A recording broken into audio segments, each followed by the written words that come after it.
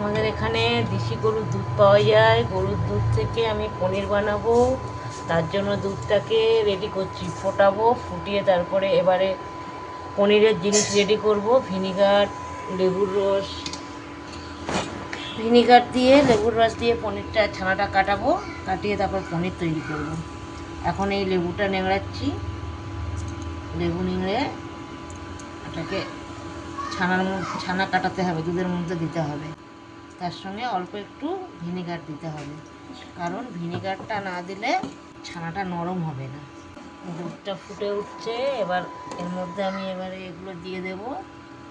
Vinegar আর লেবুর রসটা একসাথে মিক্সড করে 1 চামচ ভিনিগার দেব আর লেবুর রস। এবার ভিনিগারটা দিচ্ছি, ভিনিগারটা দিয়ে লেবুর রস দিয়ে আমি ওটাকে করবো, মিক্সড করে নিয়ে তারপরে আমি ওটা পনির বানাবো। দুধটা ফুটে গেছে, এবার আমি ভিনিগার আর লেবুর রস এর সাথে মেশাবো।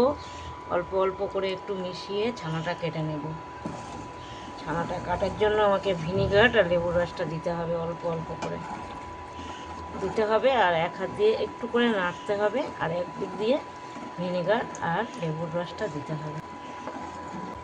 দেখুন কি সুন্দর ছানা কাটছে, ছানাটা কেটে এসছে, দেখুন কি সুন্দর, একদম হেবি সুন্দরভাবে ছানা কেটে গেছে।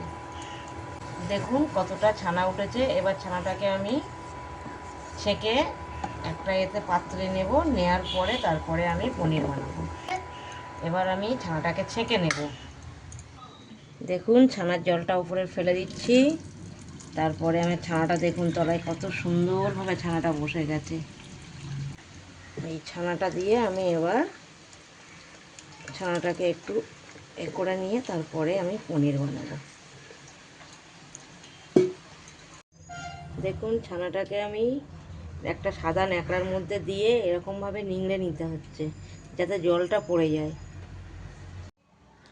দেখুন এবার ছানাটাকে এরকমভাবে পাতিয়ে একটা প্লেন জায়গার উপরে রেখে তারপরে পনির রেডি করতে হবে। এবারে দিয়ে একটা ভারী কিছু দিয়ে চাপা দিতে হবে, তারপরে পনির রেডি হবে। পনিরটা আমার পাতলা করা হয়ে গেছে। এবার দেখুন একটা সাদা ন্যাকড়া দিয়ে এভাবে আমি যাতে সুন্দরভাবে এটা হয় এরকমভাবে দিচ্ছি চাপাটা। এই চাপা দিলাম। এবার একটা প্লেন থালা দিয়ে চাপা দিতে হবে, দিয়ে ওর উপরে একটা ভারী কিছু চাপিয়ে দিতে হবে। দেখুন এই থালাটা, প্লেন থালাটা চাপা দিলাম। এর উপরে আমি এটা শিলনোড়াটা চাপা দিচ্ছি, তার কারণ এটা পনিরটা সুন্দর হওয়ার জন্য। দেখুন আমি এই চাপা দিয়ে এখন রেখে দিলাম 1 ঘন্টা। 1 ঘন্টা পর আবার ফিরে আসলাম। দেখুন বন্ধুরা আমি পনিরটা কেমন বানিয়েছি।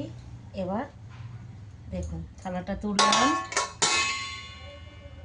কাপড়টা খুললাম, পনিরটা দেখুন কত সুন্দর হয়েছে। এবার একটা ছুরি নেব কাটার জন্য।